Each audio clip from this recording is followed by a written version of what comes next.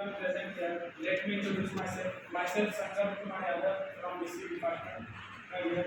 And my co-presenters are ASHUTOSHTIWARI and AMIT.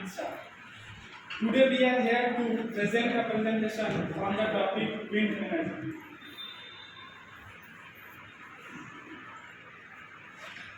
Before starting, I would like to say or compare the relation between our life and natural resources.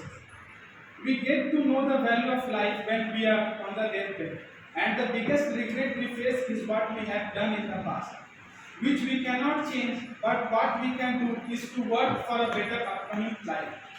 Similarly, it goes for nature as well. Nature and natural resources are on a verge of getting depleted, and if we don't take necessary steps to save it, the only thing which will be left is to regret ourselves. We must preserve, protect, and find alternatives for the resources and use them sustainably so that our future generation get the fair chance to live. That is the reason behind we have chosen this topic. Let's see the content. In this topic, we will see about the introduction, history, how does wind turbine work, types of wind turbine and its parts, advantages, disadvantages, top 10 countries with highest producing electricity with wind turbine, top 10 Indian states to produce wind energy, future of wind energy in India, factors in favor of wind energy in India, conclusion, acknowledgement and references. Introduction. Let's see. Wind. What is wind? The natural movement of air or other gases relative to a planet's surface is called wind. So, after the definition of wind, we can define wind energy as the term wind energy and wind power both describes the process by which the wind is used to generate mechanical power to electricity. Wind turbine. Now, wind turbine can be defined as a machine that converts kinetic energy of wind to mechanical energy and further in electrical energy. Coming to the history of windmill, wind power. The first use of large windmill to generate electricity was a system built in Cleveland, Ohio in 1888 by Charles F. Brush. The Brush machine was a post mill with multiple blade pocket fence rotor 17 meters in diameter, featuring a large tail aimed to turn the rotor out of the wind. It was the first windmill to incorporate a setup gearbox with a ratio of 50:1 in order to turn a direct current generator at its required operational speed, in this case 500 rpm. Now, looking to the picture, as we know, invention needs necessity. In that time, we can understand how important was electricity. If everybody will be surprised if I will say that this picture consists the picture in this the windmill which is in this picture consists of 144 blades made from cedar wood. Despite its size, the generator produced only 12 kilowatt and the machine worked or lasted for 20 years only. Till today, there are 594 models of wind turbines and are made with different specification, advantages and disadvantages. Now I will ask Amit to continue the presentation.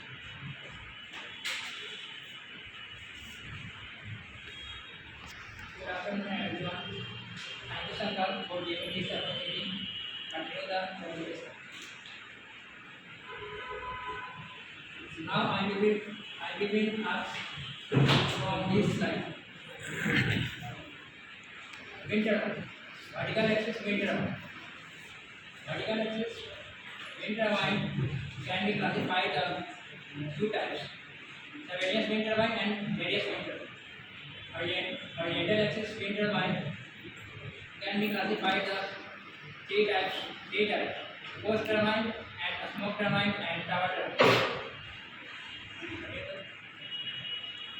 Types of wind turbine. Vertical axis wind turbine. A vertical axis wind turbine is a types of wind turbine where the main rotor shaft is set converts to the wind while the main components are located at the base of the turbine. The arrangement allows the generator and gearbox to be located close to the ground, regarding service and repair.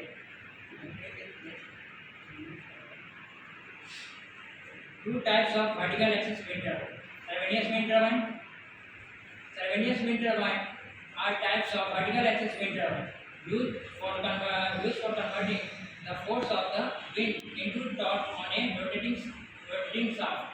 The turbine consists of number of airfoils usually, but not always vertically, mounted on a rotating shaft or framework, either ground stationary or tethered in aeroplane system. Radius wind turbine. The radius wind turbine is a type of vertical axis wind turbine used to generate electricity from wind energy. The turbine consists of number of curved airfoil blades mounted on a rotating shaft of framework. The curvature of the blades allow the blade to be stretched only tension at high rotating speed. There are several closely related wind turbines that use straight blades. This design of the turbine was painted by Jean-Marie Darius, a French aeronautical engineer, filling for the paint was October 1, 1926. Oriental axis wind turbine. Oriental axis wind turbine are the most common wind machine designs in use today. Oriental axis wind turbine aerodynamics blade that airfoils fitted to a rotor, which can be positioned with upwind or downwind. Oriental axis wind turbine are typically either 2 or 3 blades and operate the high blade tips. A speed machine with upwind rotor require a yaw or tail vent. The help them orient into the wind by downwind. Rotor have blades that are coned, allowing the turbine to orient on this one. One dark patch identified with downwind rotor, however, is that they have been known to walk around, then trying to line up with wind during low speed conditions. The diminishing low wind speed energy production give 2009. Three types of oriental axis wind turbine. Post turbine. The post mill is the earliest types of European windmill. The defining feature is that the whole body of the mill that houses the machinery is mounted on a single vertical post, around which it can be turned to bring the sail into the wind. All post mills have an arm projecting from them on the side opposite the sail and reaching down to near ground level, with some at sected green. The arm carried a fantail to turn the mill aeromatically, which the arm served to rotate the mill into the wind by hand. Next slide. Smoke turbine. The smoke turbine windmill is a types of windmill that consists of sloping horizontally weatherboard theatered of single tower, usually with 6 or 8 sides. It is topped with a roof of caps that rotate to bring the sail into the wind. The types of windmill got its name from its resemblance to a smoke worn by farmers in a earlier period. Smoke mills differ from tower mills, which are usually cylindrical. A rather than hexagonal or octagonal, and built from brick or stone masonry instead of timber. Tower mill.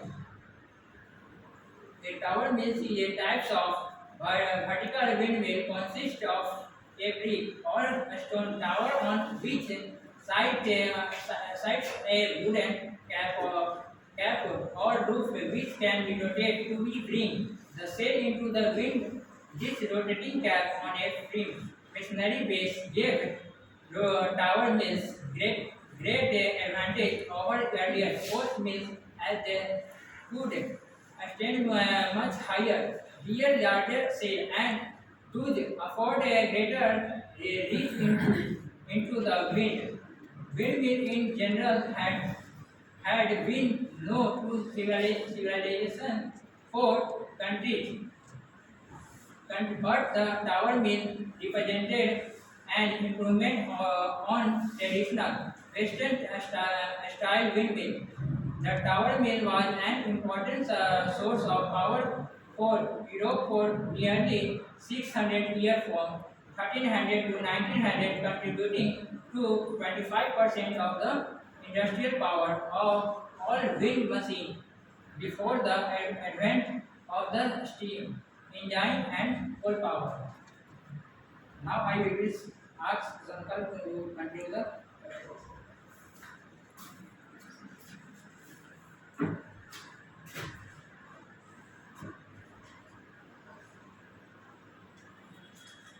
Every machine is designed with different parts.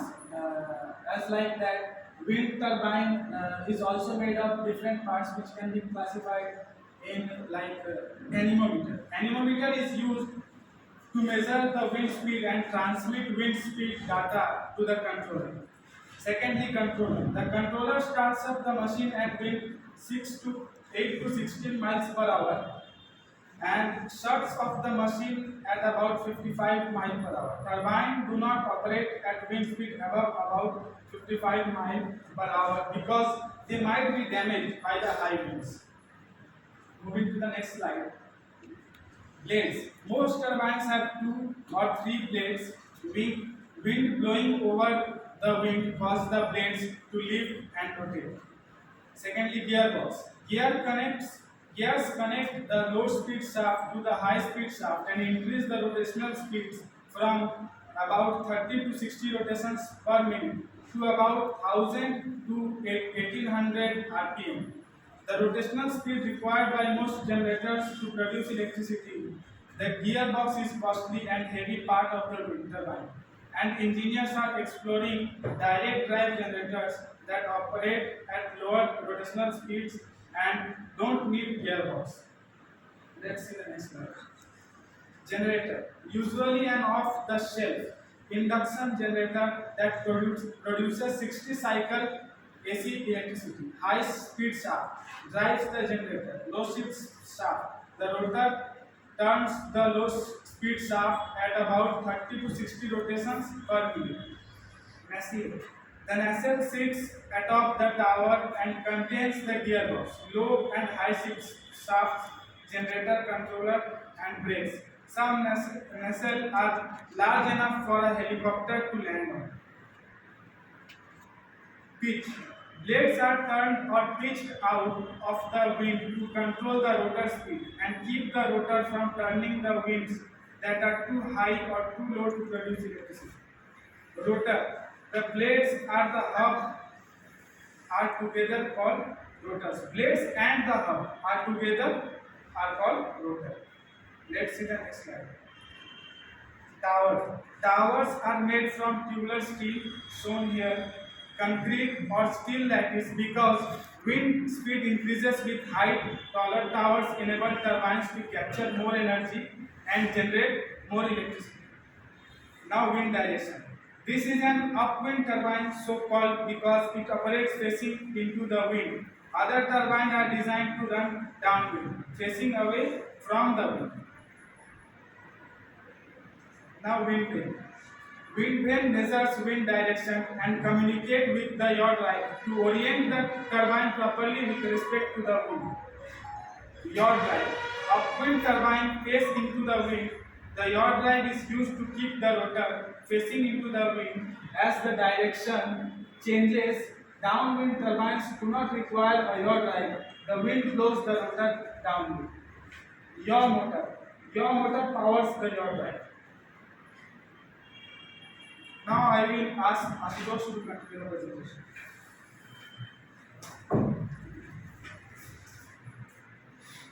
Good afternoon, everyone present here. As Sankalap will discuss about the parts of the wind turbine. From this slide, I will discuss about the advantage of the wind turbine. Wind power has remarkably small impact upon the carbon footprint. There are zero carbon emissions associated with the operation of wind turbines. The only emission emitted from the wind turbines arises from the manufacture, construction, and maintenance. Wind energy has one of the lowest water consumption footprints, unlike fossil fuels and nuclear power plants. Wind turbines produce the nation's demand for imported fuel sources. Wind power production means that European managed to avoid fuel cost amounting to 5.71 billion. Wind turbines are great resources to help generate energy in remote locations such as mountains or countrysides. Wind power can be combined with solar energy in order to generate sustainable energy sources in developing countries. Now let's see some disadvantages of wind turbine. Wind turbines depends on suitable wind speed in order to generate electricity. If wind speed is below a certain threshold, turbines depends on other forms of electricity generation in order to operate. Planning permissions can be hard to get hold for onshore wind farms due to the visual impact of the turbines. The complexity of manufacturing offshore wind farms makes it much more costly method than the offshore wind farms. Wind turbines generate a lot less power than the average fossil fuel power station, requiring multiple wind turbines to build in order to make an impact. Now let's see some top 10 countries which have a maximum number of wind turbines. China with a number of 277 million, 360 million thousand, and with that United States with 277 million 729,100, and our country India is at number 4 with 60 million 311,100,000. Our country is at number 4 in the production of wind turbine. Now let's see some of the states in which produce wind turbine in the potential megawatt. Gujarat is at the number top with 35,071 and followed by Arunachal Pradesh and Tamil Nadu.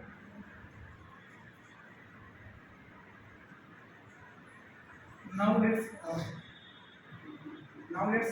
see the future of wind energy in India. Demand for Indian energy is bound to increase the increased economic development in the country.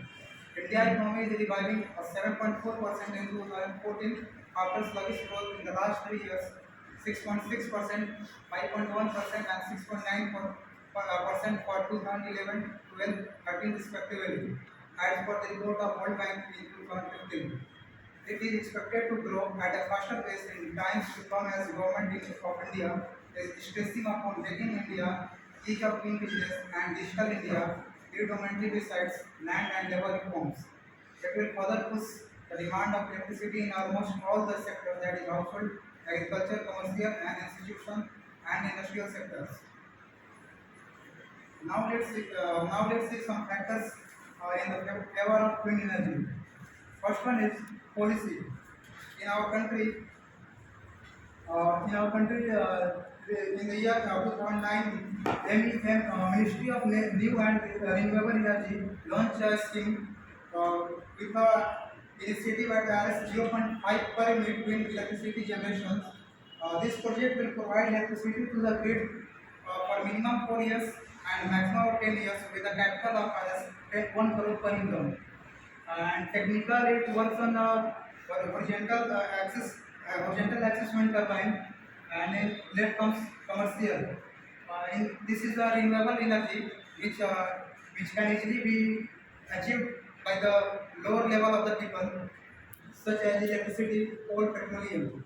Now let's see license duration. As in our country, it is only for the 20 years, but it can be extended up to 25 years, uh, depending on the stages of depending on the wind turbines. Maintenance cost will be higher as the it will stages as it ages will be growing. Energy demand. In our country, there is a lot of demands of electricity and so many other things. In last year, wind turbine produced electricity 273 terawatt with a higher growth than achieved in year 2020. Socioeconomics. Wind project delivers an estimated $1.9 billion in state and local tax payment and land use payments each year. Community that develop wind energy can use the extra revenue from the towards school budgets, reduce tax burden on house owners, and local infrastructure projects. Now let's come to the conclusion parts. Wind energy will be main contributor to the implementation of the European objectives, European Union's objective on the renewable energy production. However, the current R&D factors, the R&D efforts for wind energy are insufficient at all levels to respond to the energy challenges faced by the European Union. This is therefore failure in reaching the European Union objectives for energy production from renewable sources and therefore on reduction of CO2 emissions and in implementing the European strategy for the growth and jobs. A critical component is the contribution of the European Union, which is in order to achieve the objectives and development strategy should lead by example. A strong and clear signal from the European Union would act as a catalyst at member state level in the strongly supporting renewable and wind in particular. The problem Europe faces is not a lack of technical solutions, but a lack of time to implement it tomorrow. The longer it takes to adapt the new energy system, more difficult and costly it will be, with an unknown impact of the environment. These are some these are some links where we have collected the data and presented over you. Thank you.